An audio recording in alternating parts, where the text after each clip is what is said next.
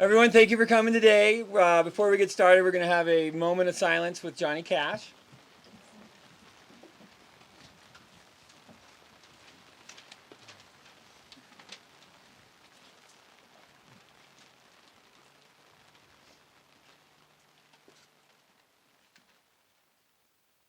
Johnny Cash will be here in a moment. It is a real moment of silence. Do you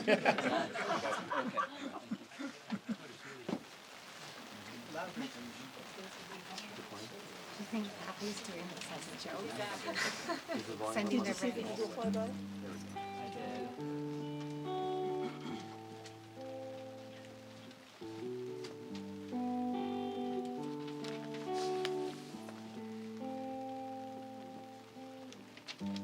Mama, take this badge off of me. I can't use it anymore. It's getting dark, too dark to see. I feel I'm knocking on heaven's door. I'm knocking on heaven's door.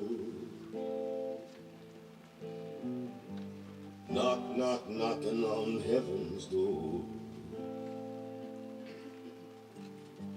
Knocking on heaven's door. Knocking on heaven's door. Mama, lay these guns on the ground. I can't shoot them anymore. That long black cloud is coming down. I feel like I'm knocking on heaven's door. I'm knocking on heaven's door. Knocking on heaven's door. Knocking on heaven's door. I'm knocking on heaven's door.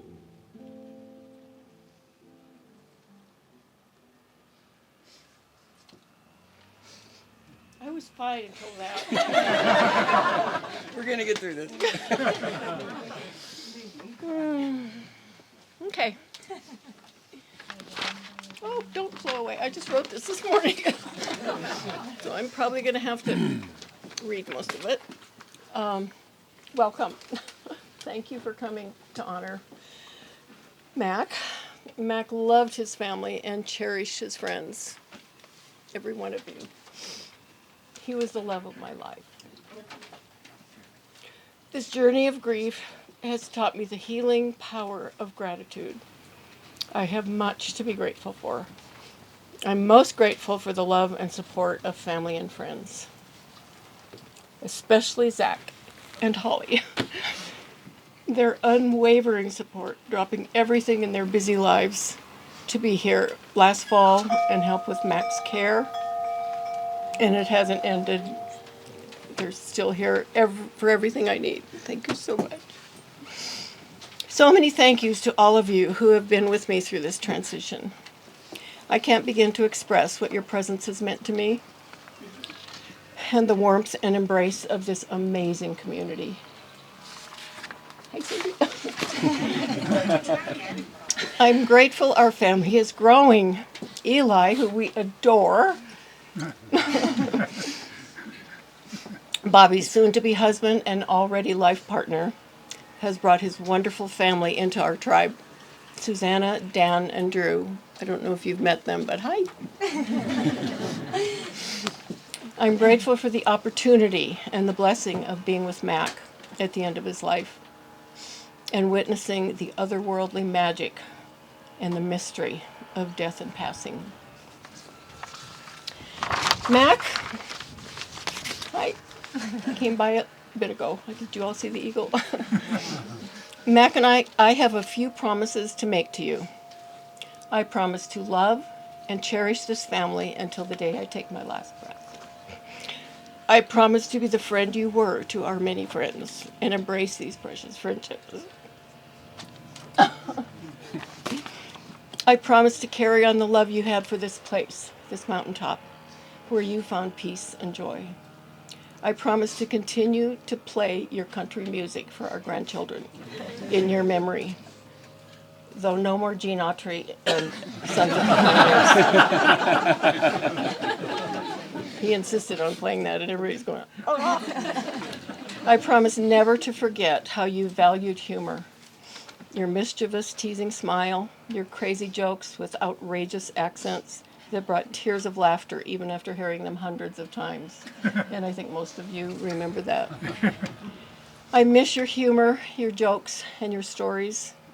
You were my love and everyday connection to the fun and play in our lives. Your friends adored you for some of those same qualities. You always focused on people and kindness. I love you, Mack. I miss you, Mack. Thank you all for being here.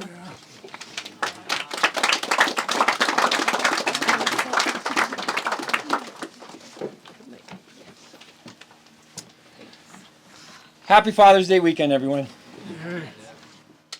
This was not planned, but it will be an unforgettable Father's Day today. To the fathers in my immediate family, Brian, Luke, and Tim, our Pappy blood runs deep in our kids, and every day we see them as a memory of our family before us. Uncle John, I'm so thankful we get to share this day together and celebrate your brother. Uncle Hal, a happy Father's Day to you. I know Pappy was a father figure to you as well, and we share the loss of a parent together. Dan Harrison, I can only hope this day and the people you meet will give you a glimpse of the man we all know and love. Had you met Pappy, you would have been soulmates.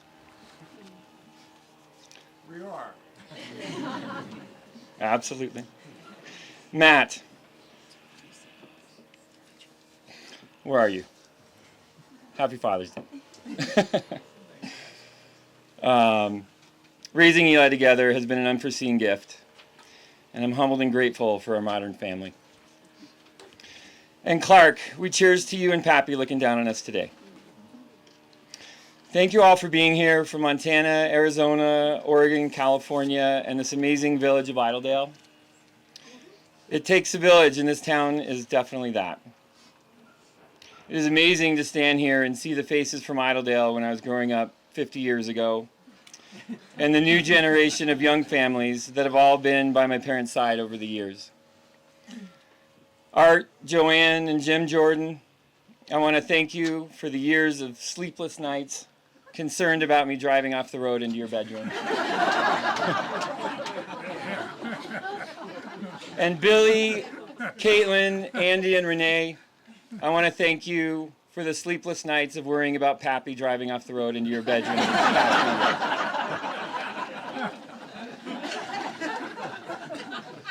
To all of Idledale, I have no words to express my gratitude for your concern and unwavering support and help to our family. Welcome to Pappy's Legacy, everyone. I would take on the world with the group of men and women here today. This deck is filled with ride or dies and my mentors. Whether you know it or not, I have wanted to mirror my life after a lot of you here today. My father was the glue that brought us together. Pappy wasn't a religious man. This mountain, this home, and the people here today are the religion that Pappy believed in. His life was that a life of love, laughter, honor, and true grit is the recipe for open arms in the next chapter. They don't make them like they used to, and Pappy was a classic. I was fortunate to have my dearest friend, father, and business partner wrapped up into one person. I've never known anyone I was more comfortable sharing my thoughts with and respecting the opinion of. I'd wanted to emulate him from a very young age. He was an exceptional athlete, winning state championships in hurdles, playing basketball and football, loving the outdoors, cherishing his friendships, and excelling scholastically, graduating from Stanford. As I grew older, I realized I was the worst hurdler Colorado had ever seen, and I certainly wasn't on my way to Stanford. I knew this was okay. These were just the results he received from being the free-spirited, humble soul of a man he was. My journey would hold his values and maybe not the same results. Losing his father at an early age, I believe, made him jaded with life's fairness and gave him a feeling of, what do I have to lose? Gave him the freedom to be unbridled from fear of taking risks, from caring what others thought of him. His father's death led him down a path of personal commitment to succeed on his terms. It was okay to fail and lose because he had lost so much very young. The term "life is too short" struck a chord in him, and this was the gift he gave me. In my eyes, Pappy lived his life on his terms, his life of being his own boss, responsible for his own failures and successes, creating restaurant concepts and building beautiful homes around Denver. More importantly, creating a culture and atmosphere with people and not systems. His charisma was infectious, calm, and inviting. People wanted to be around him. He wanted a dysfunctional family of people he loved to join him in creating his businesses. He cared more about the experience, the people, and the lifestyle than the bottom line. He wanted to succeed financially and did more often than not, but it was never about that. It was about living for himself, only being accountable for himself and surrounding himself with his people. And his people were the cream of the crop. From real estate tycoons, DEAs, beaver trappers, drug dealers, bull riders and sailors, bush pilots and dishwashers. Pappy loved them all. The mountaintop. I owe the person I am today to my father. As an only child, you would think my parents would have wanted me to grow up in a neighborhood with other kids to meet, groups and neighborhood events to keep me involved in. Instead, they found the most remote home on 50 acres in the mountains. And that was where I spent my childhood. I grew up spending my days hiking and riding bikes with my mom and dad, exploring the forest, rocks, foxes, mountain lions, rattlesnakes, and vast landscape by myself. Freedom from society, freedom to be free, solitude and peace, that whatever is in store for me, I have this magical playground to come back to. Pappy gave me this childhood, an outlook on life, a way to live that separated me from others, a sense of peace, that knowing that life is so much larger than the rat race, so much larger than our report card, job title. Keeping up with the Joneses wasn't a thing. We didn't have any neighbors to keep up with. It was us, the three of us, my mom and my dad and myself, on this journey of finding out what life has in store for us. Pappy introduced me to the mountains, backpacking, sleeping in the dirt by the fire, howling at the moon, and the love for family and friends. Our trips to the Beartooth Mountains with his lifelong friends in mind will be embedded in my soul forever. Over the years, I began to understand that this home my parents built and the land it rests on is our homestead. We are part of this land. As life went on, my father never had a father to learn from, never had a guide to show him the way, show him right from wrong, learn from his mistakes. He had to shoot from the hip, and that stuck with me. He raised me as a friend and not a father. He let me fail over and over. Bo can account to that. And was always there to pick me back up without judgment. We became business partners in restaurants, experiencing success and failure together as a team.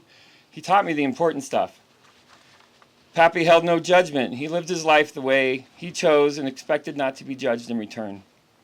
As challenging as this was as he grew older, making choices we didn't agree with and worried about losing him too soon, this was his way of life. I will not judge, and I expect you not to judge me.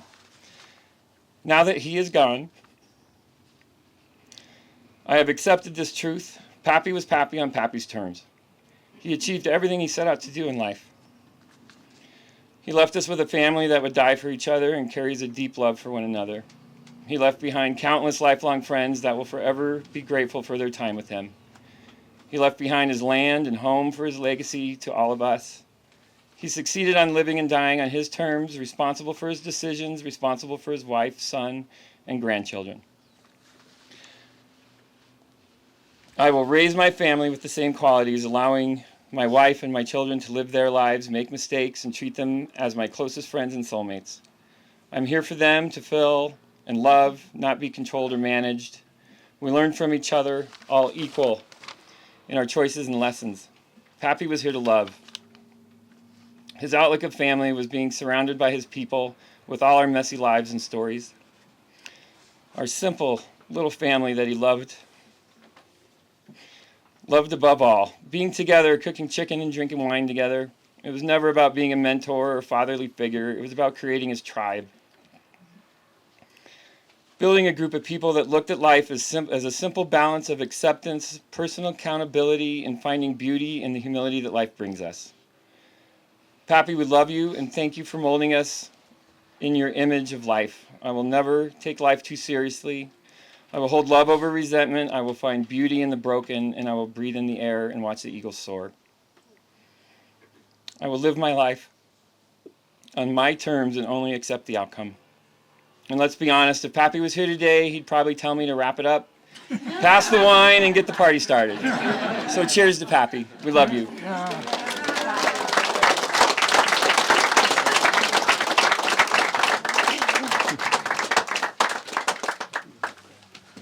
Oh boy. How do I follow that?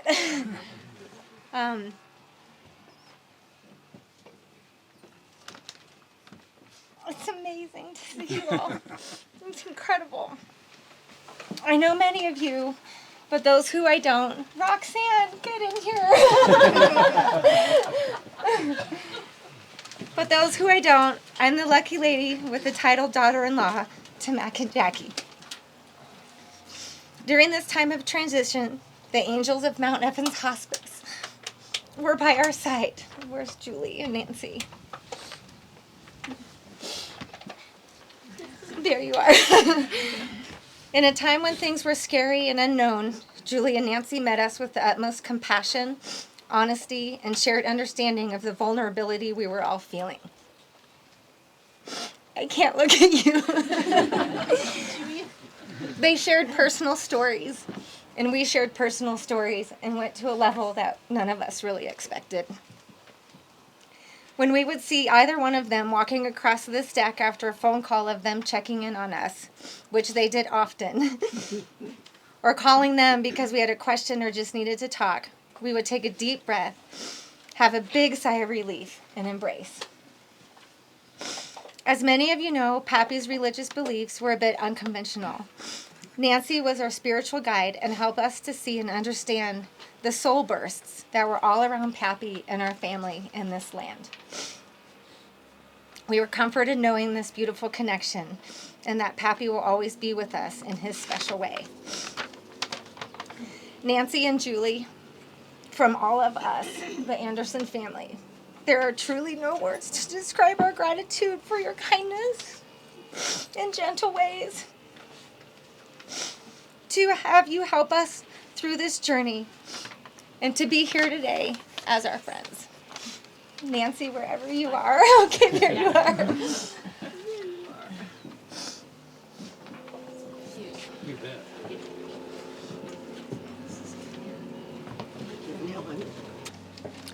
I want to begin with a poem because one of the things that I heard from this family again and again was it was too soon. We needed him longer. This is entitled The Unfinished. We cannot judge a biography by its length, nor by the number of pages in it. We must judge it by the richness of its contents.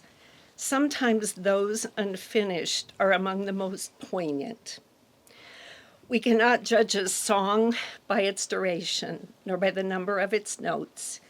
We must judge it by the way it touches and lifts our souls. Sometimes those unfinished are among the most beautiful. When someone has enriched your life, and when that someone's melody lingers in your heart, is it unfinished or is it endless?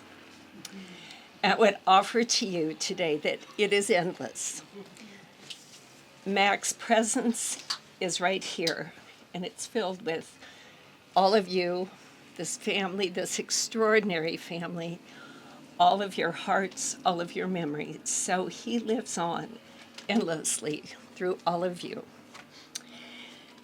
At Mount Evans Home Health and Hospice, we have the great honor and privilege of coming in and assisting people at end of life. I am one of the spiritual care coordinators there. We come in at the most stressful time in someone's life, people's lives, families' lives, and immediately we try to help them get all the physical things together, the medical equipment, the nurse, the pain management, all the things that are needed. But eventually we're able to offer social work, spiritual care. This family fully embraced the miracles, the mystical, the spiritual, and they wanted to know, and they had questions, their own existential questions, and it was just beautiful. So we did sit for a long time and talk and explore all of the things. So you all are from Colorado, most of you, or maybe Eagle country. You know that eagles really usually fly pretty high. But their experiences, their miracles were eagles. And those eagles showed up to support them in ways that they could have never dreamed. So I do want to share this idea. Native American cultures believe eagles circling above are considered spiritual messengers between humans and the universal source of life. Eagles symbolize love as it has the closest relationship to the Creator. The eagle flies highest, soaring closer to the Great Spirit than any other animal. The eagle is said to carry our prayers to the Creator. The Creator's love for us is represented by an eagle's feather. So just briefly, the experiences that the family had. When Mack came home from the hospital the last time to accept hospice care, Zack was driving ahead of the ambulance in his car, and as he got to the bottom of the driveway, an eagle was soaring up the driveway and flew all the way up and came up around the house. As Zack was helping out with all the things here, walking his dogs up in the hills, there were eagles circling so low that it scared the dogs. So low, flying right above them. Probably the biggest moment was toward the end of Mack's life. He had not moved or awakened for several days. He had been asleep. And the family was out of here with their friends, and they were enjoying some time. And two eagles were flying so low above that they could hear the flapping of their wings, and they could see the spots on their wings.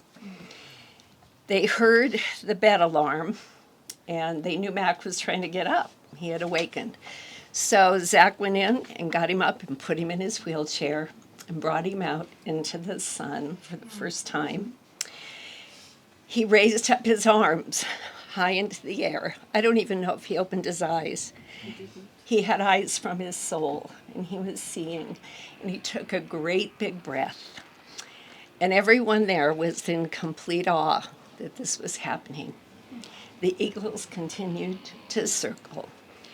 And it was that evening that Mack fell asleep for the last time, and he never did awaken. And finally, Jacquie, when he brought home his ashes, there were eagles circling over the home. So I wanted to just read these brief words for a perspective. And I sometimes think that perhaps people who have passed would say this to us. As for me, before leaving the planet, I would like to say this to my brothers and sisters. Treat every moment of your life with divine respect. Love passionately your God-given, miraculous life. Be endlessly astonished at your breathtaking consciousness of the universe. Give thanks for the tremendous gift of life. Lift your heart to the heavens always. Contemplate with wonder the miraculous creation all around you. Know that you are coming from somewhere, and you are going somewhere in the universe and in that universal stream of time. So the last thing that I would say, when asked how he might show up again to let them know that he was nearby. He said, I'll show up as the wind. We know the wind blows up here all the time. But I felt like this might be an appropriate poem to read. Do not stand at my grave and weep. I am not there, I do not sleep. I am 1,000 winds that blow. I am the diamond glints on snow. I am the sunlight on ripened grain. I am the gentle autumn rain. When you awake in the morning's hush, I am the swift, uplifting rush of quiet birds in circled flight. I am the soft stars that shine at night. Do not stand at my grave and cry. I am not there. I did not die. Thank you. Thank you, Nancy. Grandchildren are up.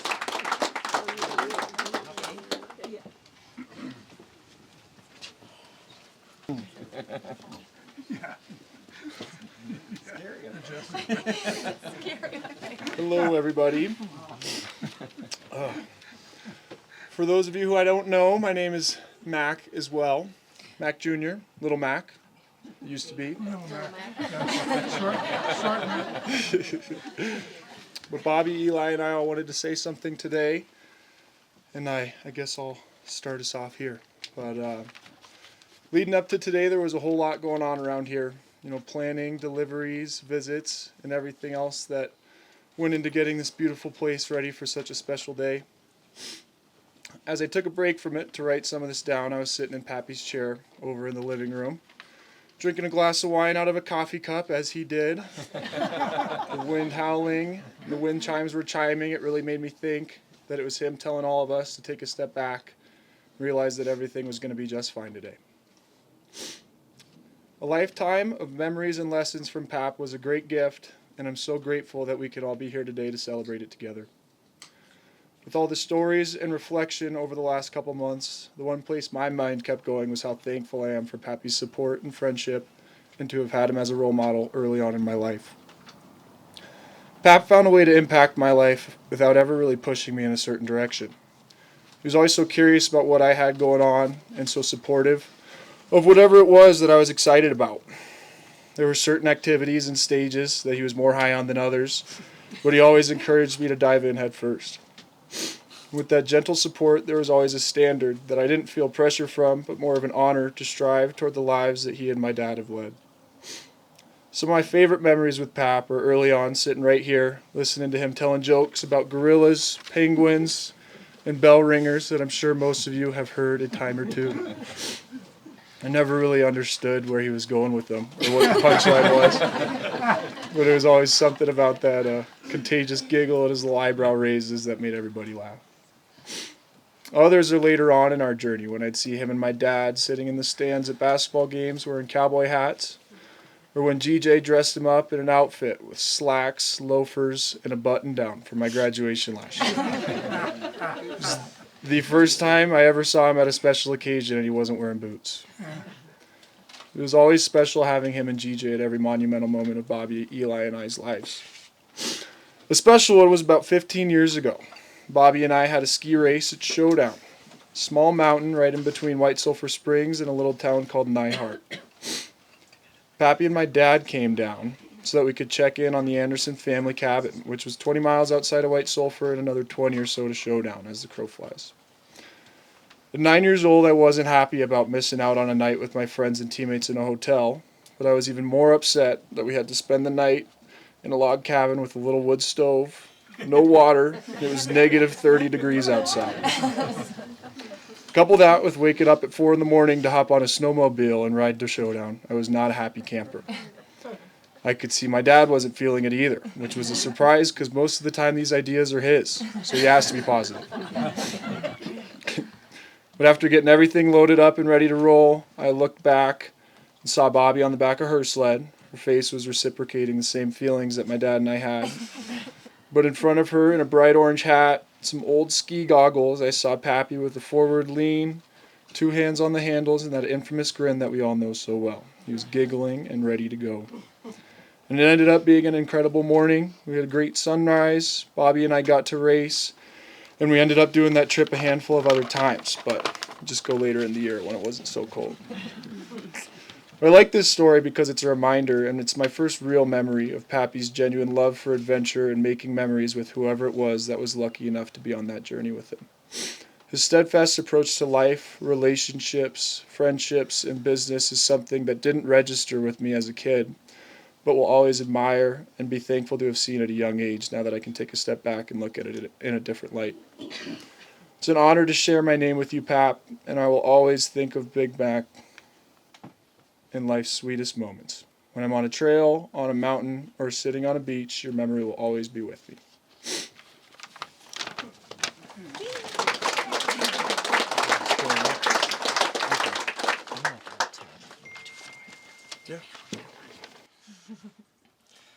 My time with Pappy was always very memorable, as there were so many things about him and memories we shared that I could never forget.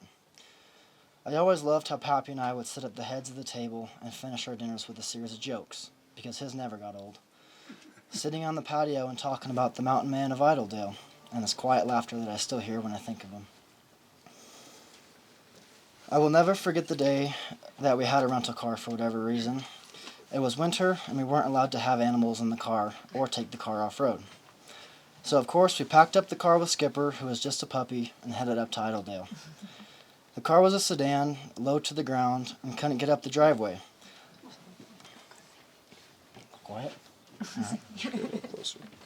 right. All right, where are we? And Pappy came barreling down the road in the Land Cruiser and told my mom to get out. I was maybe 10 years old at the time, and Pappy got in the driver's seat. He looked back at me and said, "Eli, we're either going to fly or die." And then he gunned it, yelling, "Go!" to Mom and Bobby, who were up at the corner as we flew around to the bend as fast as that car could go. I think my favorite memory of him was only about 2 years ago, one evening up on the mountaintop.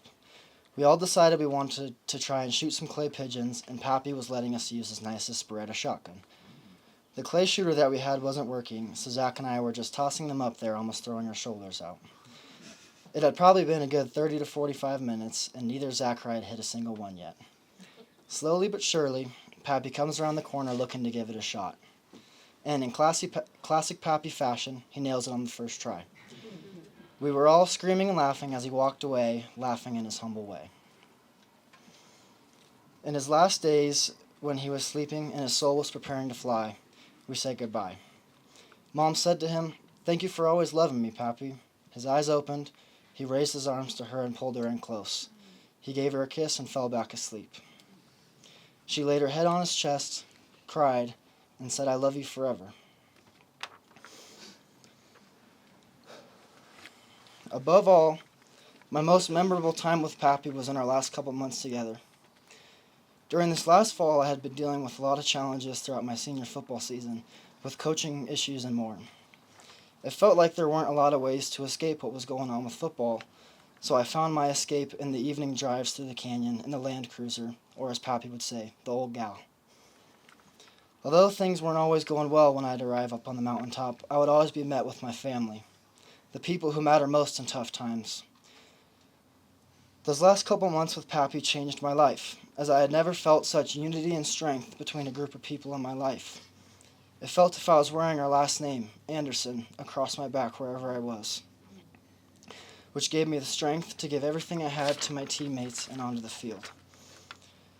Along with that, I felt enlightened with the importance of friends and family, and especially ours, because we sure do have a great one. Pappy, thank you for teaching me to enjoy the moment and take nothing for granted.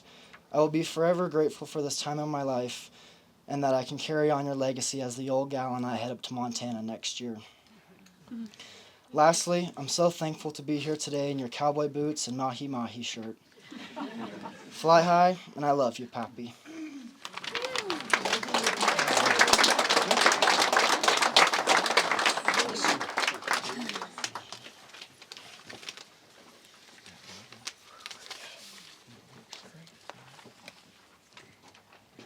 Gonna keep moving it down.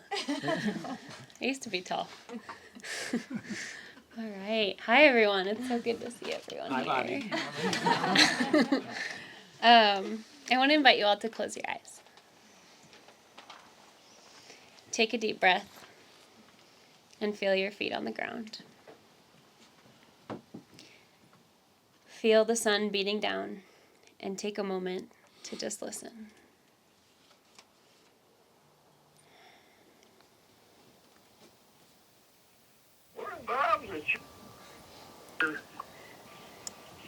Morning, Bob. It's your grandpa.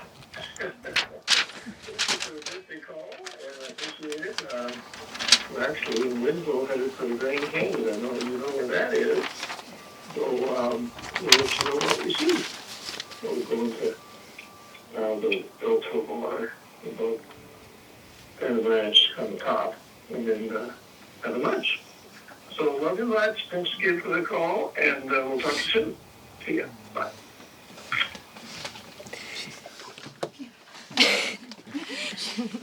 I'd like you to keep your eyes closed and take yourself back to this humble giggle, wildly inappropriate jokes, and wise eyes. I invite you to think of the most memorable story that you have with Mack.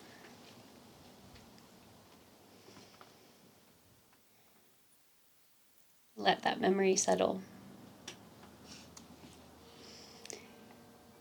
I love the idea of hundreds of Mack stories living on this deck today. And I hope to tell you a few more from the perspective of a very lucky granddaughter. You all look very peaceful, but you can open your eyes if you want to. I write this as I try and fall asleep in the home that I've spent thousands of hours with you. I think about all the times that I have landed here. I try to remember what it feels like to be welcomed to this property by Pappy. And the truth is, it's at the very, very core of what it feels like to be here in Idledale. The feeling of being hugged by Pappy is the feeling of home, safety, and unconditional love. I want to take a moment to talk about the deep truth in Pappy's way of caring for his people. I honestly cannot remember a time in my life where I was judged by my grandpa. He was always quick to get detailed river stories, international trips, and even in the small adventures to the big city of Denver and back, he wanted to know how it was. He wanted to laugh, and he would consistently raise his eyebrows and be deeply present for any and all of the stories and versions of ourselves that landed back on this mountaintop.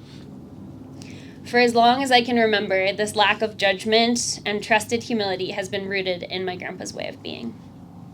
My dad's best friend, Guy Murphy, shared his parting words with Pappy that he remembered sitting around the campfire with him, and my dad asked, "What is the secret to life?" to my grandpa. And Pappy responded, "Stay humble." And that he did. Although he was full of knowledge, outdoor skill, a Stanford graduate, a high-achieving athlete, a business owner, king of the mountaintop, an incredible brother, dad, friend, husband, and grandpa, he would never tell you a word about how to do your thing or what he has achieved. He always asked about you. He wanted to hear what everyone else was up to and ignited by. I had moments along the years of being frustrated with my brother or my dad, and he would always say, "Bobby, you only get one dad, and he's a damn good one." Or, "You only get to take care of little Mack for one lifetime, so you better do it right." He had no space in his brain or his heart for resentment or comparison. He was all love. I think about this property and all of the pieces of him that live here. I have memories of waking up to creaks in the wood floors of the house and getting up to see what was happening. And more often than not, it was our Pappy, out with the dogs on this very deck, laying in his chair, and just watching the stars. Such a simple thing that was so easily showing his connection to this land and something greater than all of us. As youngsters, he would take us up into the woods to shoot guns, search for mountain lions that only my grandma could seem to find. And he would often point out the magic that lives here. He made a point to acknowledge the rock face right over here. That's pretty much right behind Mack. You'll see a big resting giant. His big head on top of that rock. And I firmly believe that he's laying there as we speak. He once took me to each of the large crystal quartz rocks that are all over the cement walls of this property. One of them is right on the corner over there. And he held it so tight, and he had both hands over it, and he shook it, and he said, "Bobbi, this is harnessing the power of the universe." He did it so intensely, and then he chuckled at himself, and he let go, acknowledging the spiritual connection that he had to this property while simultaneously finding silliness and ease in all of it. He never took life too seriously. He brought joy and wonder into our lives for as long as I can remember. One Christmas Eve, I was sleeping in the basement with my brother, and all of a sudden I heard absurdly loud and heavy skipping footsteps on the roof of this house. And these footsteps sounded a whole lot like reindeer and Santa to my toddler brain, but in retrospect, the footsteps were surely as clumsy as my dad and Pappy pretending to be Santa and his reindeer. I got to spend my entire childhood truly believing that I had heard Santa and his reindeer on the roof because of the playfulness and wonder that inherently so naturally comes to the Anderson men. I didn't know my grandpa as a young man, but I know that he took deep care of his brother Hal, that he was raised by Ivy the Great, and that he ice skated to school in Montana when it was still cold and loose enough to do so. He sailed the world with DJ and their dearest friends, and that he loved nothing more than being on this deck and sharing a glass of wine with his beloved Jacquie. One of life's only guarantees is our limited moments on Earth, yet we have no idea what's on the other side. With my grandpa there, I'm confident that I want to go someday, and I assure you that he's doing just fine and will greet us all with a cold beer, ready to tell his gorilla joke. To say the least, I'm inspired by the life that he has led. Although he slowed down at the end, I firmly believe that not everyone is meant to get old. Like old. He didn't want to sit around. He didn't want to be taken care of. And he definitely didn't want to be told what to do. When he was still in the hospital before transitioning to hospice here on the mountaintop, I was reading the book to him, Desert Solitaire, by Edward Abbey. I read him the chapter, Cowboys and Indians, along with others, and he closed his eyes peacefully. When I finished the chapter, he opened his eyes from the hospital bed, and he said, "Wow, I feel like I'm on my horse." About 5 years ago, I asked him what else he's excited for in this lifetime. He said, "Oh, I don't know. I guess I don't know your life plans, but I'd love to come to your wedding and be a great-grandpa someday."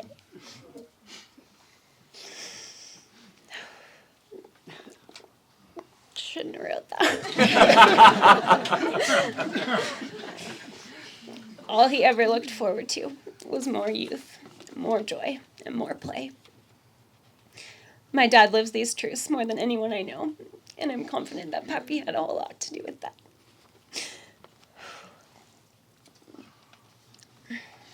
May we all carry on his spirit by continuing to be as joyous as we can.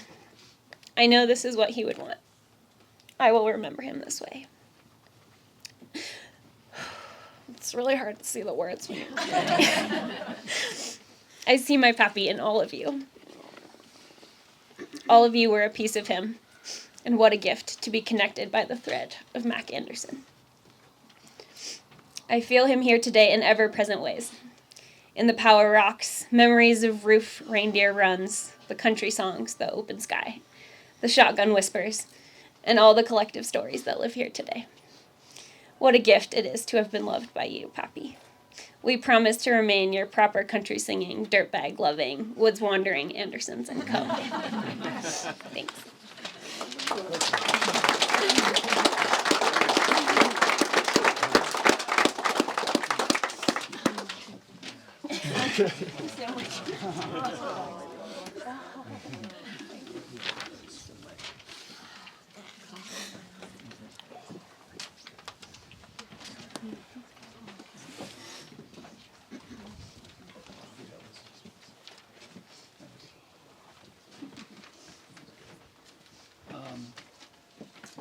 I'm going to be a little briefer, but I have multiple pages of notes here, so I don't know where to start. So let's start with this. Jackie, I love you.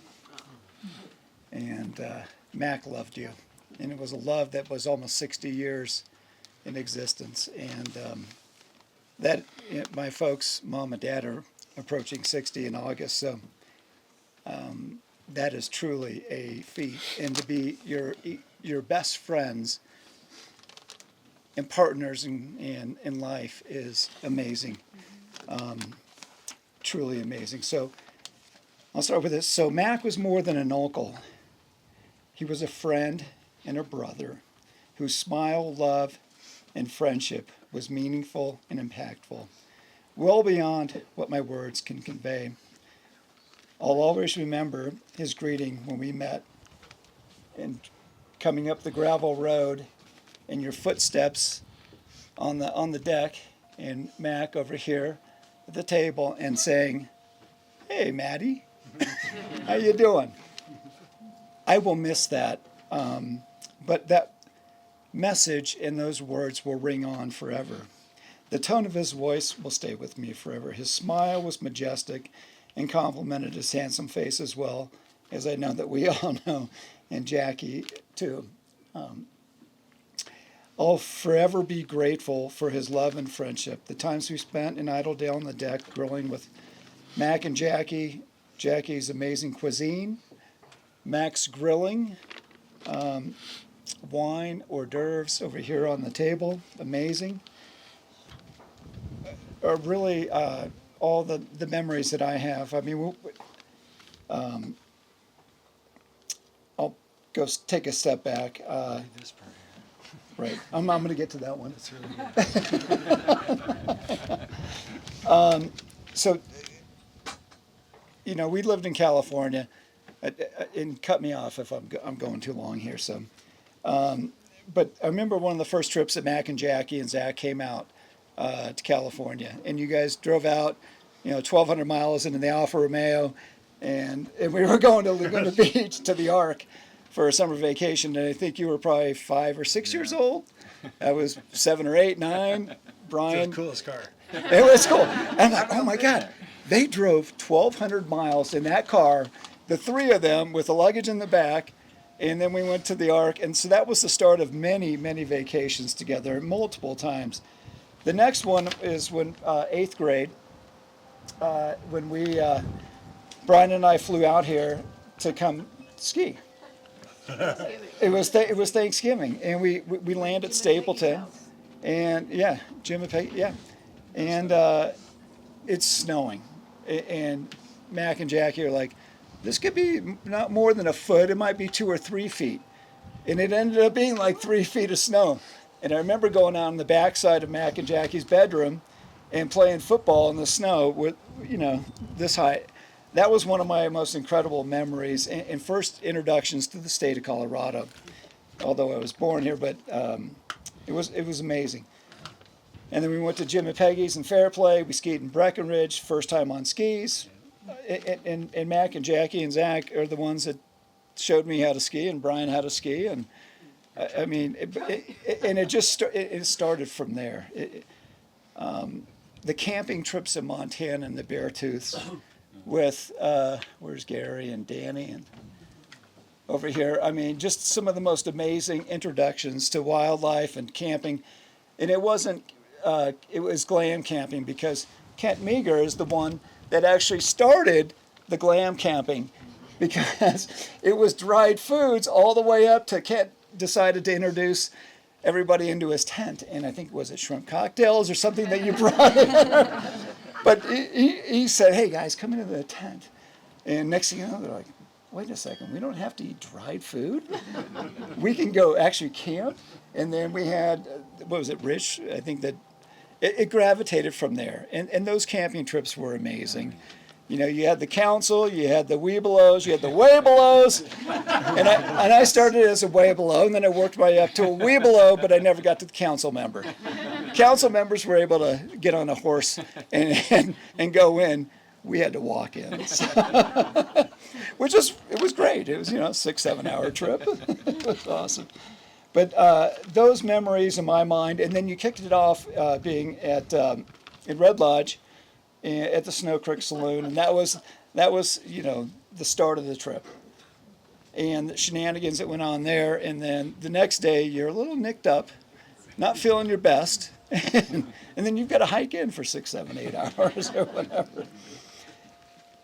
So those are some of the memories. The times here on the deck are most memorable, and being with family and friends, and that for Mack was what was most important in his life, as we've stated today. Family, friends. His celebration of life, he celebrated life every single day. He did.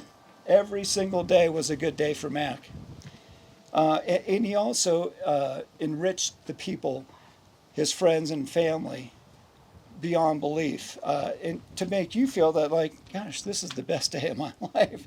I'm hanging out with Mack and Jacquie and Zack, and his love of Jacquie transcends beyond words. Zack and Holly, John and Hal, my mom and dad, were of most importance to him. It was a life well lived, and I will miss him dearly. We will all miss him dearly. I will miss the times that I walk up from the gravel drive and hearing, Maddie, good to see you. I love you, Mack. I miss you, and you are not forgotten. You will be with us forever. So thank you.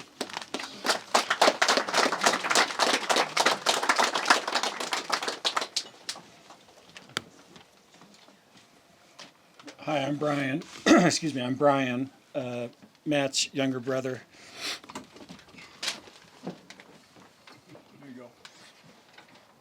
I'm laughing because there's these great photos up here that you guys can't see, but of Mack. Forgot I put them. So it's really cool. Uncle Mack, I'll just be really brief here. Uncle Mack taught me a lot. He taught me how to ski. It didn't stick, but he tried. He did his best. He taught me how to ski. Jacquie too. Uncle Mack taught me how to tell a good joke, to do a good Swedish accent, the Swede. I would share all of this with you. I've never heard my father, my Uncle Mack, or my Uncle Hal ever say a mean thing about any individual. And I think that says a lot about them. I can honestly say that I've never heard Mack say anything other than a positive, or he wouldn't say anything. And I think that's something to say about these men. I grew up in California, not being able to come out here as much as I really wanted to. And so I had a bit of love envy in that the folks I loved dearly were not as close to me. But when I was able to be out here, I tried to get as much of that as I could, and I wish I had done more of that.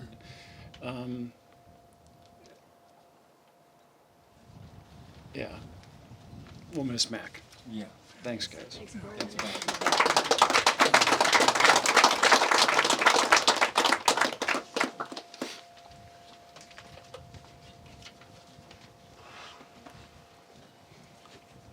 Hi, all.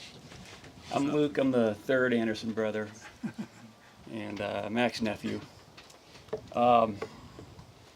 Jacquie and Zack, thanks for putting this together. I know you had a whole team behind you, but this is incredible and just a perfect day to celebrate Mack. When I look back at my life, the best times of my childhood were with Mack. And the times that we had when I was really young, my parents, John and Patty, would send me off to Billings, Montana, and we'd go to Moose Creek, which was our family cabin in the Little Belt Mountains in Montana. Or they'd send me here and I get to visit here and stay with you guys. But those times when I look back, I'm an LA, California kid, like my brothers, were incredibly formative and just really kind of changed my life. And Mack was a huge part of that. And so every time, you'd be pulling up the drive here or pulling into the cabin in Montana, Mack, with his great, beautiful voice that we just heard from Bobby's message, which is so good to hear, he'd say, "Hey, Luker!" And for me, as a young kid, when I heard that, I knew I had arrived, and I was about to have one of the best experiences of my life. And it just kind of, it was the trigger for that. And so as a young kid, I looked up to Mack quite a bit. I thought he was just like one of the coolest dudes I'd ever met. And I think of those times before they built the cabin at Moose Creek. We would camp by the river right along Moose Creek there, and just an incredible experience. And I just think for me, my brothers, and for Zack, to be able to sit there as kids around a campfire by the river, listening to Grandpa John, Mack, John, and Hal, we were very lucky and very, very blessed, because you can't have better men to look up to and learn from. And I'm just incredibly blessed for that experience. And I would say that the two people in this life that taught me about nature, if I really think about it, fishing and hiking and what I do know about nature, is Grandpa John and Uncle Mack.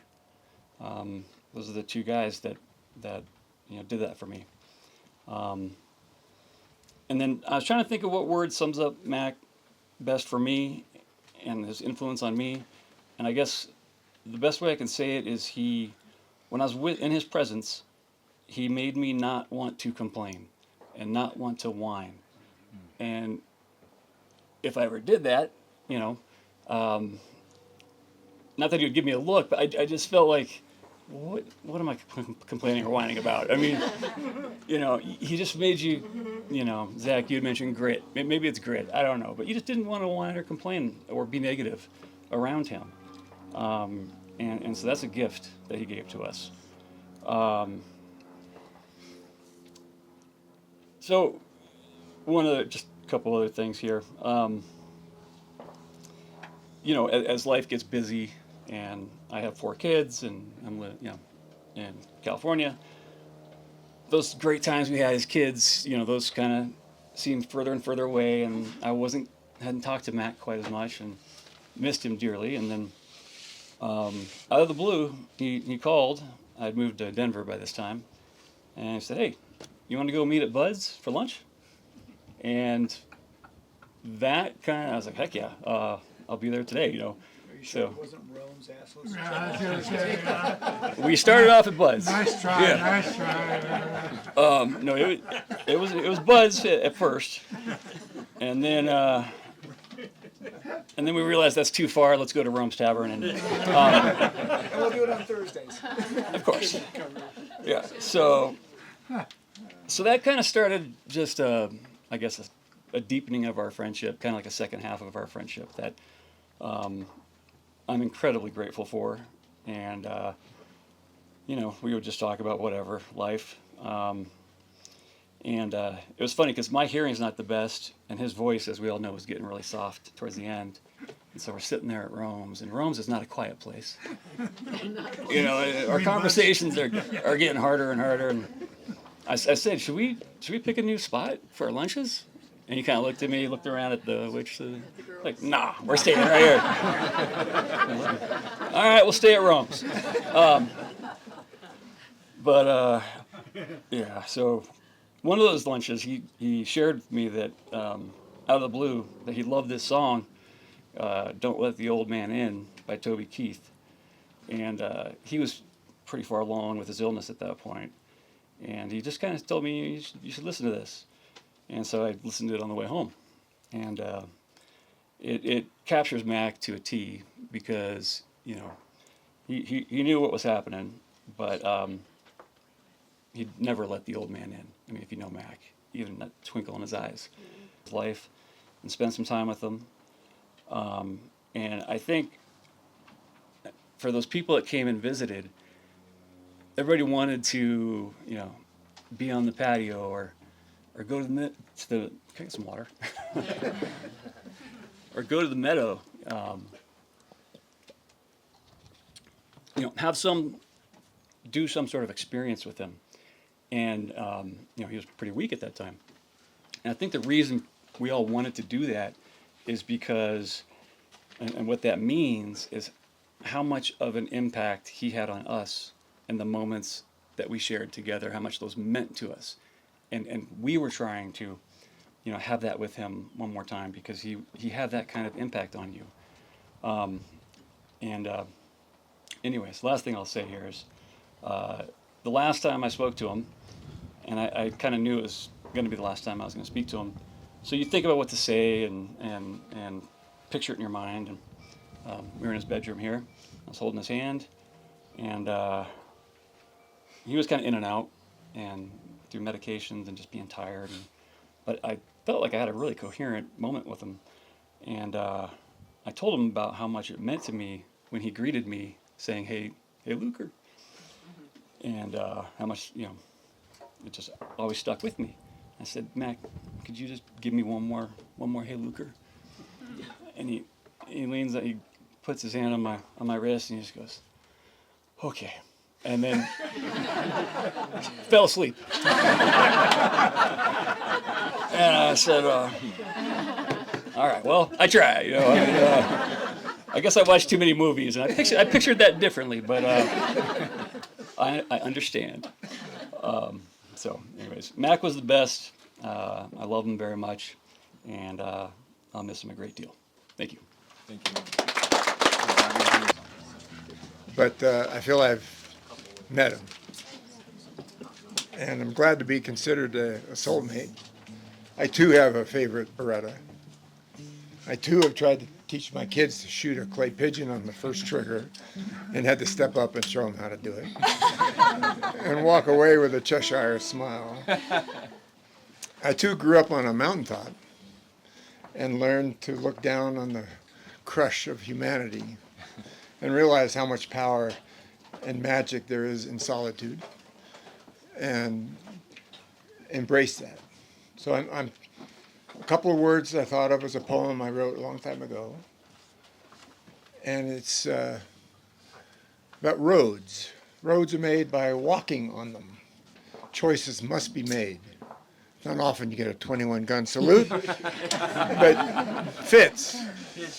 Roads are made by walking on them. Choices must be made. If you forever lament or regret a choice not making, you will forever stumble upon the one you've chosen. And I'm sure Mack just plowed straight ahead and walked on his roads. So here's to it. If you've ever been to it and didn't do it, you ought to be tied to it, drugged through it, made to do it, because it's some kind of good. Here's to you, Mack.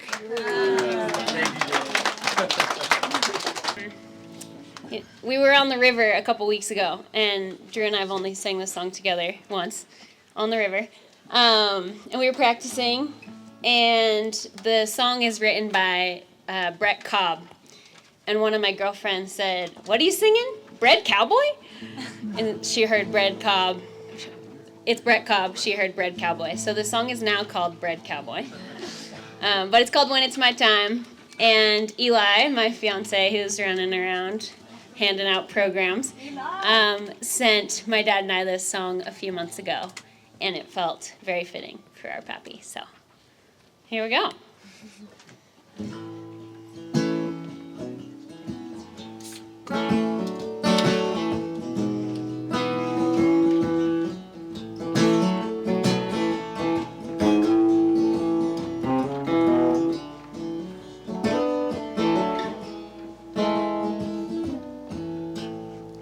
When it's my time, I'm gonna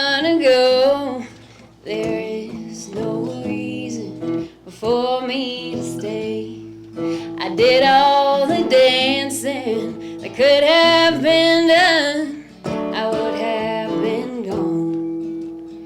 Anyway, I lived my life the way that I wanted. Some folks agree, and other folks don't.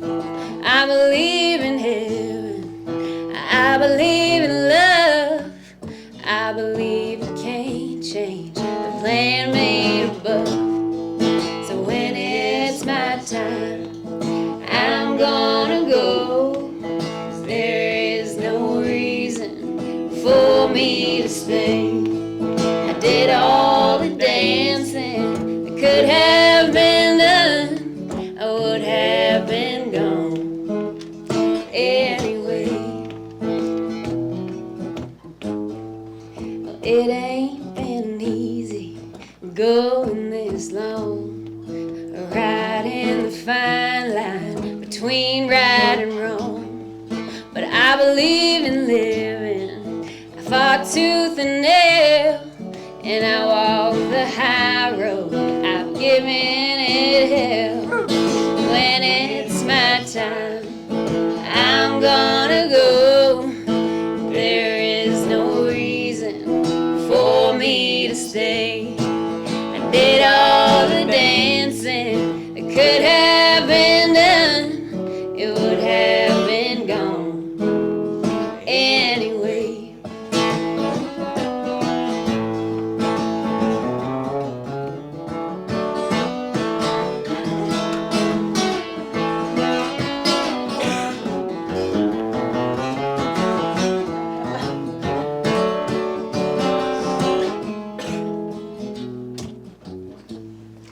Yeah, there ain't no place I'd rather be than right where I stand between you and me. I can weather the storm, I don't mind the rain, and when I am gone, I'll be feeling no pain. And when it's my time, I'm gonna go. There is no reason for me to stay. I did all the dancing that could have been done, I would have been gone anyway. When it's my time, I'm gonna go. There is no reason for me to stay. I did all the damage that could have been done, I would have been gone anyway. I would have been gone anyway.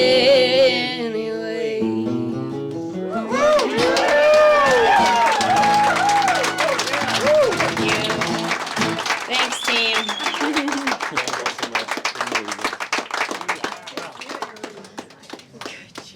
We named her Bobbi May because we thought that had a good country twang to it. She'll be back later this evening. Truly. As I mentioned earlier, there are men here today that I look up to as mentors in my life. 3 of them are Bo, Jim, and Kent. These men have always been in my life and are an extension of my dad. If you want to know Pappy's unedited life of adventure, friendship, and debauchery and wise tales, these are the men you should spend the rest of the evening with.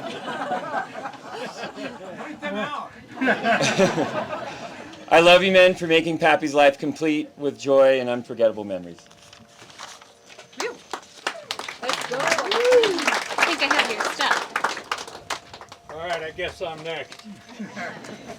Jackie asked me to come give a little tribute to Mack. I informed her that I really don't like to stand in front of crowds and give speeches, and so I asked somebody, what am I going to do? And they said, well, just look out there and think that everybody's naked. So, Kent, would you put your clothes back on? You knew what you needed. Anyway, Mack Anderson's my very best friend. I think everybody, a lot of people be saying that today, but that's the way I felt. Him and Jackie stood up for Peggy and I when we got married 44 years ago, and we're still together, so I'd say he did a pretty good job, didn't he? So, Mack was always would help me out. I was always on going to have to maybe go show a ranch in Canyon City and would like to have somebody help me drive. And I'd say, hey, Mack, you want to go for a ride? Oh, sure, Jim. Let's go. He'd jump in the car and away we'd go. Or when Peggy and I decided to move back to the Western Slope, he helped me move our furniture over there and just always helped out. So what a great guy. But he's always so humble. Never bragged about himself, all his accomplishments. He just is there always there to help you out. But there are a couple times that Mack might have just kind of done a few things that might have upset me just a little bit. So one time, a lot of the guys around here were in on this. We were down in Mexico, down in the Baja, marlin fishing, and they pulled the boats right up to the palapa, the bar right there. So we were sitting there drinking margaritas, and kind of a long night. And Mack and I are rooming in the same room. I was over right by the bathroom. Mack was on the other side of the room, and so in the middle of the night, I hear Mack kind of get up and stumble around and go into the bathroom, and pretty soon, there's a little single bed I was sleeping on. Pretty soon, he comes out and crawls in bed with me.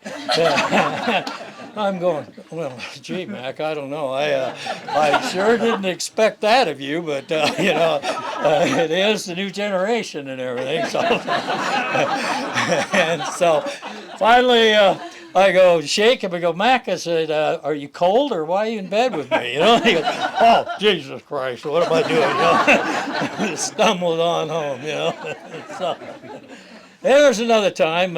Everybody has mentioned about the Beartooth and hiking into the Beartooth and going fishing in the lakes. And Mack and his running mate Renzi, they kept inviting me every year, and I said, "No, I'm a cowboy. If I can't go in there horseback, I'm not going to go." So I said, "Why would you go footback when you go horseback?" So one year they go, "Okay, we got horses this year, Jim. You can go with us. We got horses." I said, "Okay."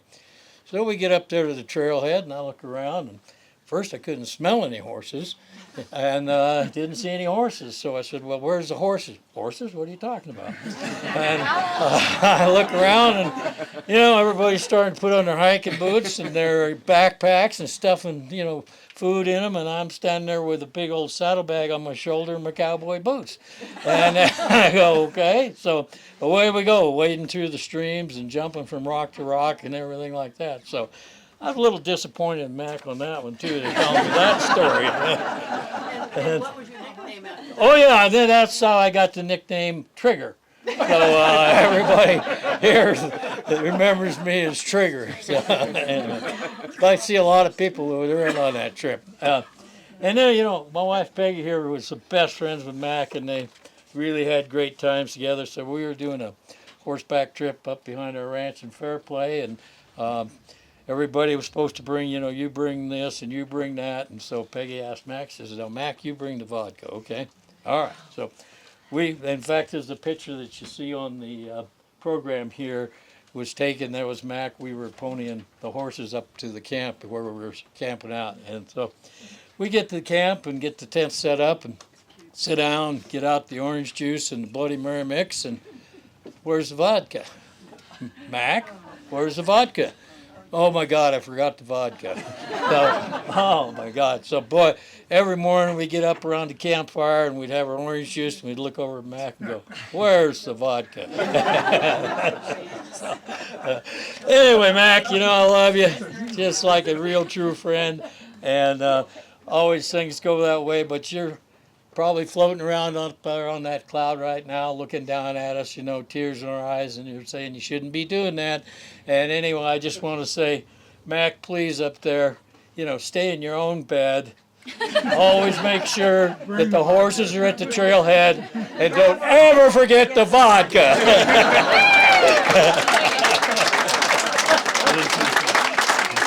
So I came across the poem here that I'd like to read because it really reminds me of Mack. So it's called High Sierra, but we're going to call it High Beartooth. If you've never been in the high country, drunk from Crystal Quill Springs, woke up in the morning to hear a songbird as he sings. Seen the mighty hawks and eagles as over their domain they fly, caught the smell of good camp coffee and bacon as it fries, or caught the power of a summer storm with lightning streaks across the sky. It brings your heart up to your throat up in those mountains high. Or seen the mirror smooth mountain lakes where you can look to depths untold. In the fall, the quaky aspens will shed the leaves of gold. Now, if you've not seen all these things I've just described to you, that I pray someday when you get a chance before life is through.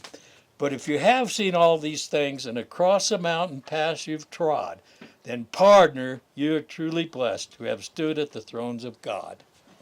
So there, Mack, there you are.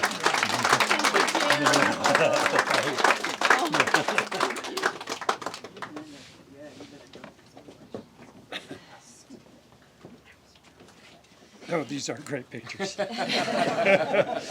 Okay, my name, yeah, we should pass them around. We will. Can I pass them around now? Yeah, they're too good. Anyway, my name is Kent Meager, and I considered, as Jim Bob did, Mack as one of my very best friends. Mack was also one of my very few no-maintenance friends.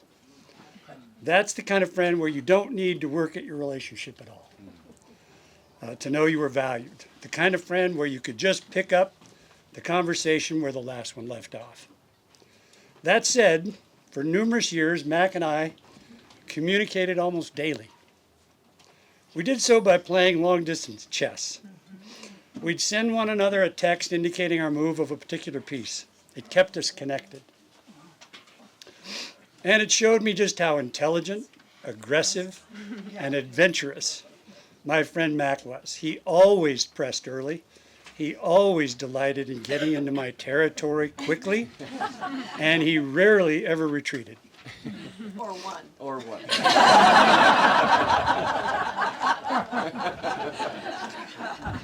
Because he was in there to come back here. Oh, that upset him.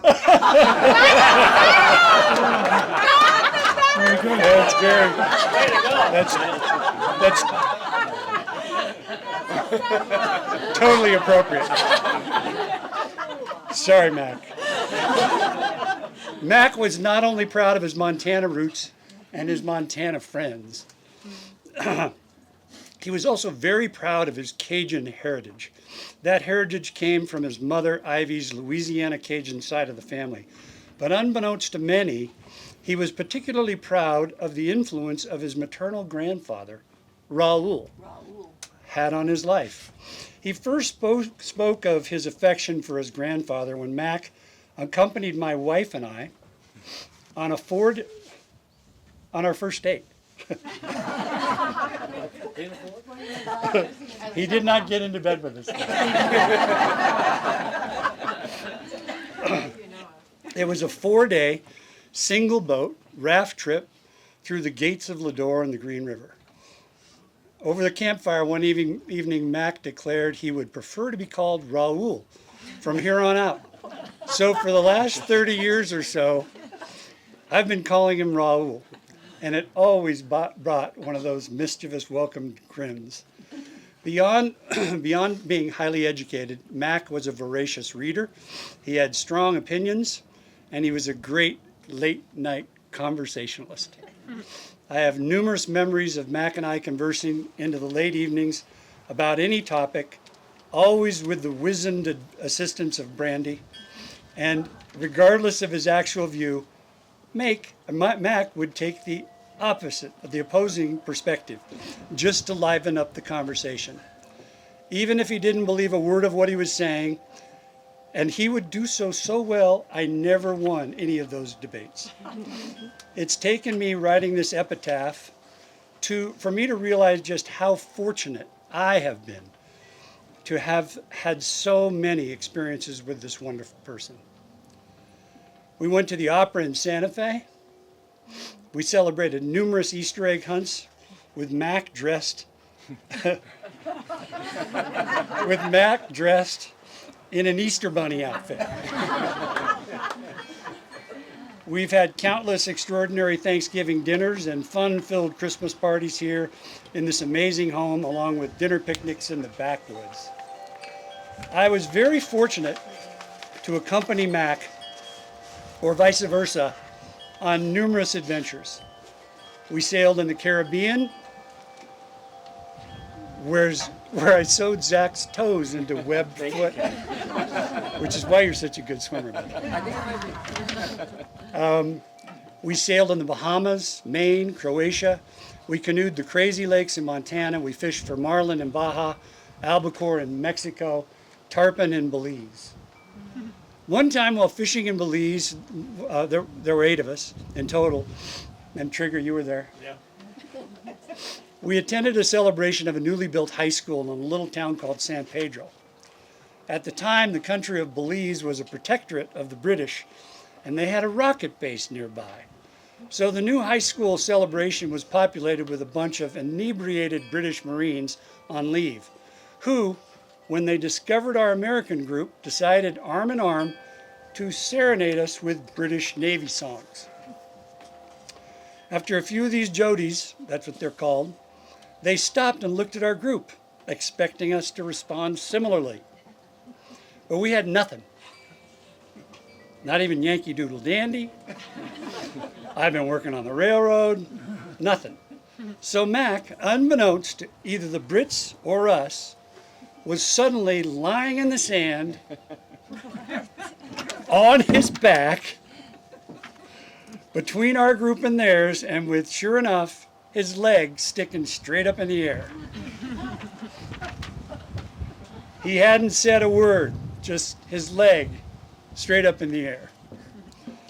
When asked what he was doing, he boldly declared, "I'm challenging the British Navy to a leg wrestling contest."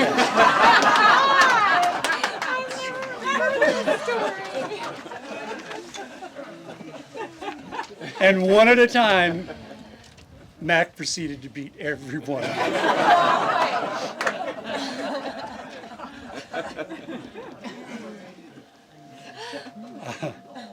To speak further of his desire for adventure, we were sailing a catamaran in Croatia with Mack and Jackie when we ran into a hellacious storm at night called a bora. It packed 60-knot gusts of wind and created absolute pandemonium with all the boats at anchor. One of those boats, severely dragging its anchor, proceeded to drag right over our anchor chain, grabbing our boat and taking us with him towards a dangerous rocky beach. Oh, and your passport. Unable to start his engine, the other sailboat ended up laying in the surf on its side on that dangerous rocky beach, with us firmly attached to him. In a dry-mouthed, somewhat like this one right here, stressed state, and with 2 powerful catamaran diesels at hand, I said, "Mack, we're going to pull this guy off the beach and take him with us and get the hell out of here." I told Mack, so after the entire night of circling in the middle of this bora-filled weather, towing his other boat behind us, I told Mack I was done with having adventures on sailing trips. And Mack's response? Not me. I loved every minute of it. And I'd do it all over again. We were all terrified. I am so tempted to say. He told that story often. Did he? Oh, with a Yeah, smile on his face. with a huge smile. He was the only one that loved it.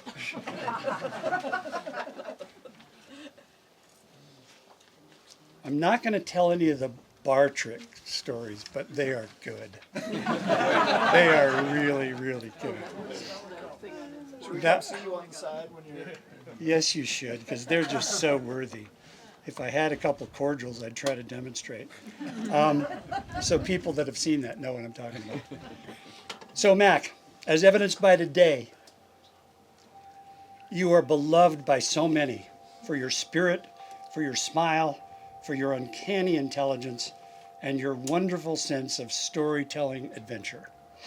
To you, Mack, Shane, Raoul, Anderson, my no-maintenance friend, I am so incredibly saddened by your passing.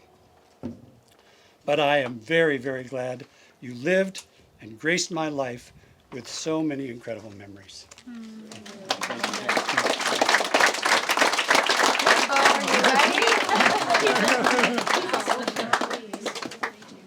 Is it around? Welcome everyone. I'm Bo. Michael Boveri is my name. Bo is my nickname. And I'm with Judy. Say hi, Judy. Yeah. And I echo your sentiments, Kent, about the attendance here is just testimony to Mack's allure. It's just you don't have to praise him. It's just a given, you know. So we go way back in history. I met Mack and Jacquie in 1969 at the Orr House in Vail. That's a long time ago. In fact, I'm in this picture over here from 1972 from the hatch cover. That's how long it's been, and it's been great. We used to have a lot of fun working with the Andersons, and then I worked for the Andersons, the hatch cover. I was there for Zack's birth. I was there for the Chronicles of Zack.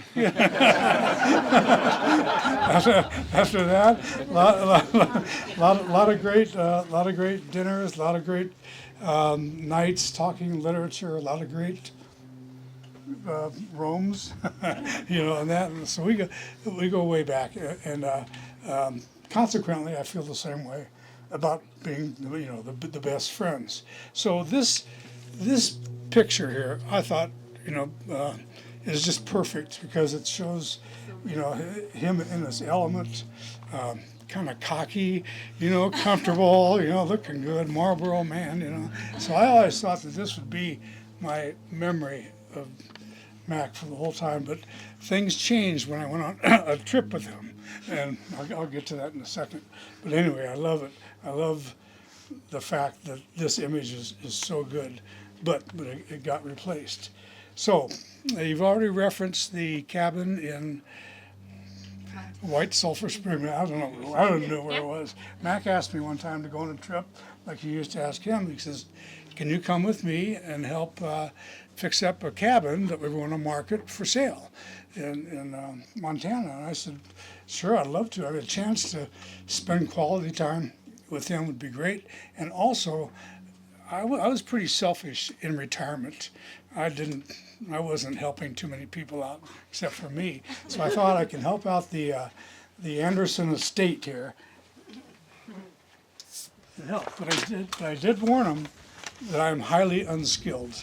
I said, I'll be your laborer. Ask Judy or Pete Nelson or anybody. I can make projects worse right off the bat.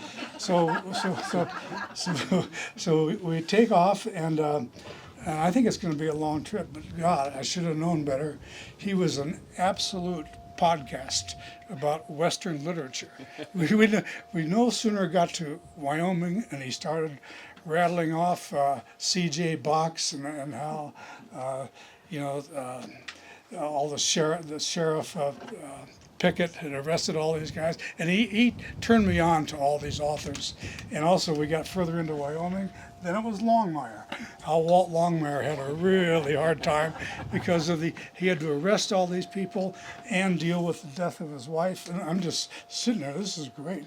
I'm a retired teacher, and I love knowledge. He is simply a podcast. It was great.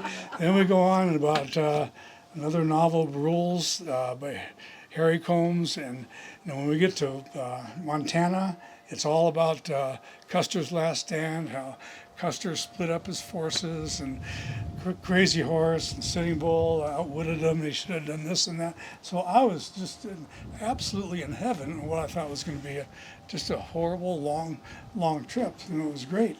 So we get there, and I have no idea where I am. You guys seem to know where the cabin is. I have no idea where it was. But so on this is very noteworthy to the story. We were diametrically opposed politically. And he told me more than 2 times that I didn't want to hear about my liberal, and he called it leanings, but it was a different word. It was a much different word. Okay. And it's also noteworthy here that I have a lot of character flaws, and one of them is I like to tease people, to punk them, and so that kind of sets the stage for what comes next. So we keep driving, and everything is good. I get there, Mack, and Hal's there. God bless you, Hal. Where are you? Oh, what a horse! Hal was working so hard, and it was great, we were just in total harmony. And Mack kind of honored my request, and he gave me appropriate tools. He gave me a vacuum, a hand vacuum, to vacuum the flies out of the attic bedroom, and a rake. So I was so happy because I knew I wasn't going to bleed. I knew I wasn't going to set back the project at all. So we had a couple of days of that, and then after the second night, Mack wanted to take me into town or towns. Again, I had no idea where it was. So we were going to go to a game, or to watch a game. And we go into a town, and the bar didn't have the game on, so we went to another one. We tried a couple more. But it was great. He was showing me these little towns, and they were wonderful. They were real modest houses, but just immaculate. Like people had all this pride in their area. So we couldn't find the game, and then we come to the aforementioned White Sulphur Springs. we go into White Sulphur Springs bar, and I saw two things that really stood out. One was everybody was holstered. Oh God! And the second one was that there was a singular absence of teeth. So I thought for certain that I'd walked into an episode of Breaking Bad, I go, God damn, and we still hadn't found our game we wanted to watch, So it was really good. So we ordered some beers, and we're drinking, and all of a sudden Mack says, I'm going to go to the bathroom, and the bad side of me comes out, and I go, well, that's probably a good idea, because I want to tell this guy up here about how irresponsible it is to burn fossil fuels. And, the guy with the gun, right? Mack got about that far, and he just said, I'm not going. And he had no idea that I was punking him, or in college we called it RF, So I didn't want to torture him too long. Well, let me interject. When you get to a certain age, you don't buy beer anymore. You rent it. So he had to go so bad, and he was just squirming, but he wouldn't leave, because he couldn't leave me alone, because he thought I'd get us all killed. So sadly, I was reveling in it. So anyway, I told Mack, I'm not going to the bathroom with you. He was squirming. So finally, I relented. I just threw some money on the table and I said, come on, Mack, let's get out of here. I'll go to the bathroom with you, and we'll go. So let me back up a little bit. When there's some symmetry here from when you were talking, and you emphasized his sense of humor and his laughter. Yeah, it's symmetrical that I'm going to end with the same thing. That I love that part about it. So anyway, he wasn't laughing then yet. But so we start to drive. We get about 2 or 3 miles, and it's a year and a half to the last visit I made to Mack in the hospital. Yeah, and he was there, and I walked in, and I'd seen him a lot there, and the concern for my welfare back at the bar was just still with me, and so I walk in there, and he's sitting in the wheelchair, and I look at him. I say hi, and he recognized my voice, but his eyes were just simply vacant. He couldn't see me, saw through me. It was really eerie. It was hard to take. And so I waited a while, and I said, Mack, do you know why you're here? And there was a pause, and I wasn't sure that he was processing anything. And then all of a sudden he kind of beckoned. Actually, he was facing me, beckoned with his left hand to come closer. And I came closer, and all he said was, "How's Jackie doing? How is Jackie doing? Oh, God. It's just tears. It's just like his concern for my welfare at the bar and his concern for Jackie. Yeah.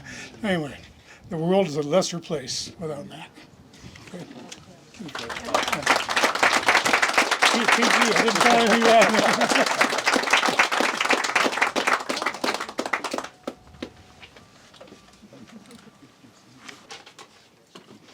I loved hearing from you three. Thank you for sharing. He loved you so much.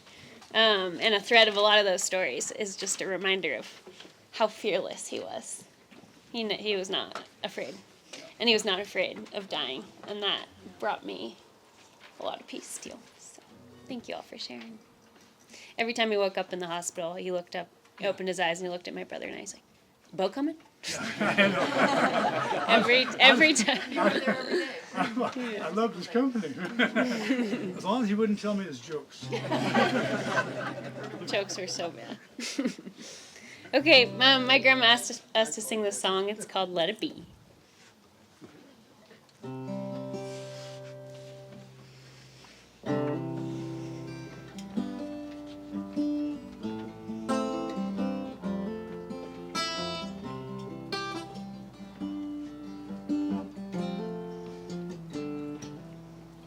When I find myself in times of trouble, Mother Mary comes to me, speaking words of wisdom, let it be. And in my hour of darkness, she is standing right in front of me, speaking words of wisdom, let it be. Let it be. Let it be, let it be, let it be. Whisper words of wisdom, let it be. And when the broken-hearted people living in this world agree, there'll be an answer, let it be. For though they may be parted, there is still a chance that they will see. There will be an answer, let it be. Let it be, let it be, let it be, let it be. Whisper words of wisdom, let it be.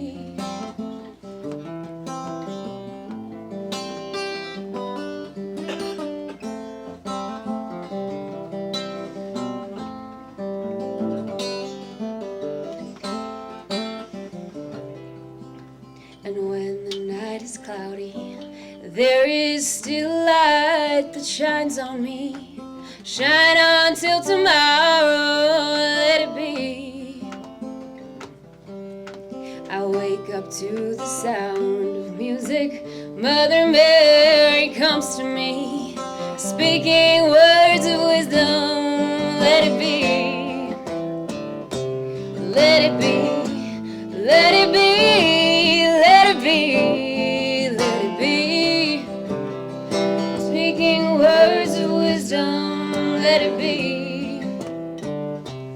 Let it be, let it be, let it be, let it be. Whisper words of wisdom, let it be. Whisper words of wisdom, let it be.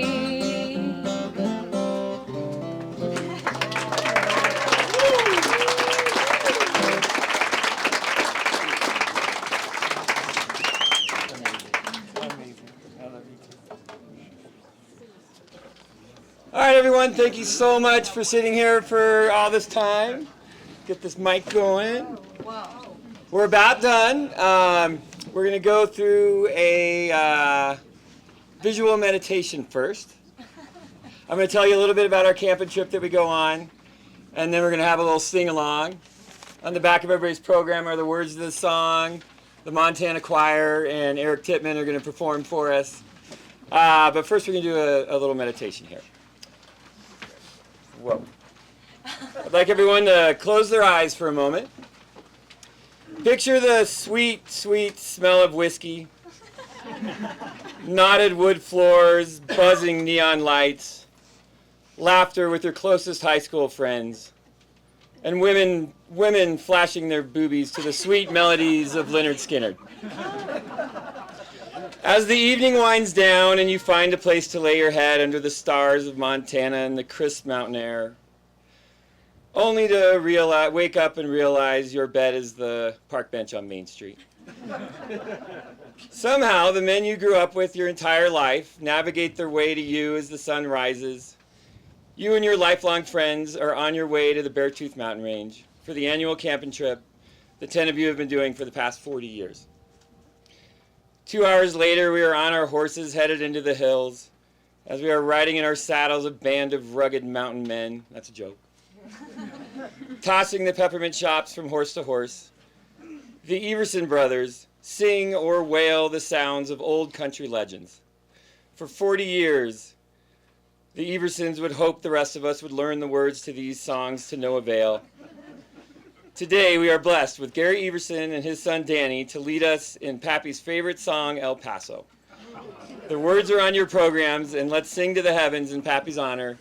And we'd love for all of you to stay as long as possible tonight. We'll have tents in the backyard for whoever wants to stay tonight.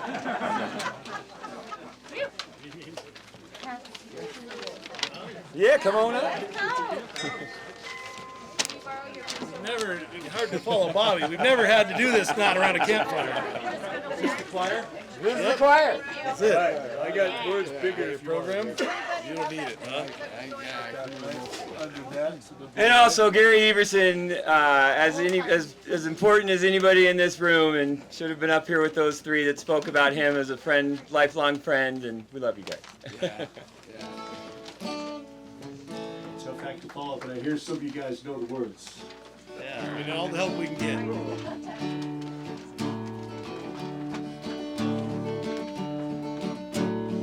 Out in the West Texas town of El Paso, I fell in love with a Mexican girl.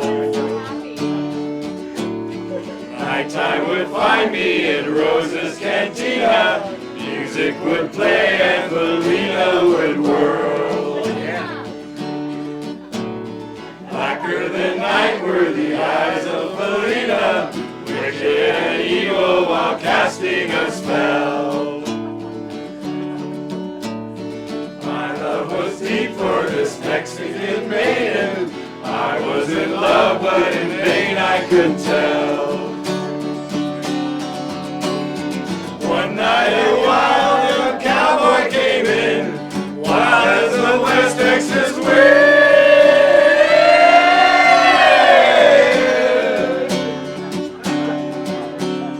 Dashing and daring, a drink he was sharing with wicked Felina, the girl that I love. So in anger I challenged his right for the love of this maiden. Down went his hand for the gun that he wore. My challenge was answered in less than a heartbeat. The handsome young stranger lay dead on the floor. Just for a moment I stood there in silence, shocked by the valuable deed I had done. Thoughts raced through my mind as I stood there. I had but one chance, and that was to run.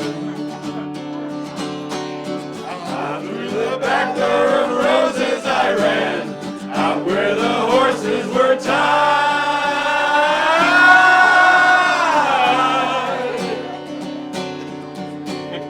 I caught a good one, it looked like it could run. Up on his back and away I did ride, just as fast as I could from the West Texas town of El Paso, out in the badlands of New Mexico. Back in El Paso my life would be worthless, everything's gone in life, nothing is left.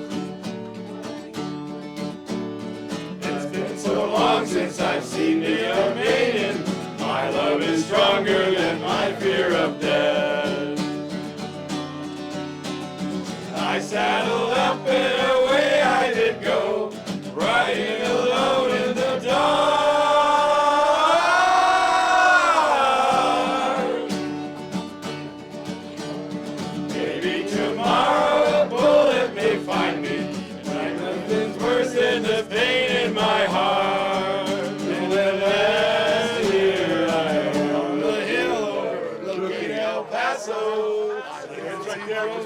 On the station area.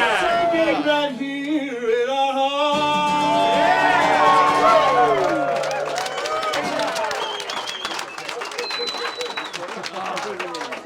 You guys are great.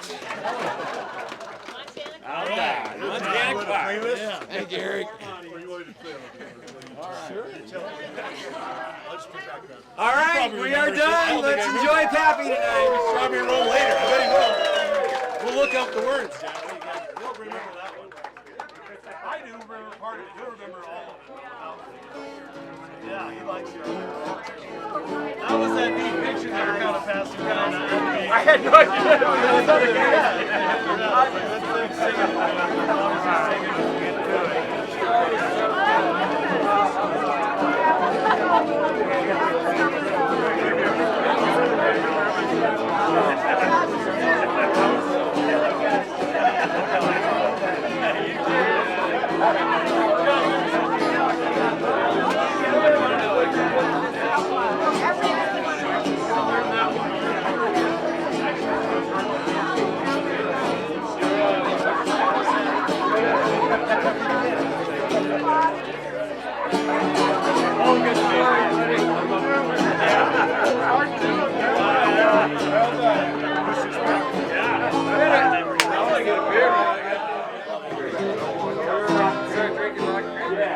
Double short, not double cup.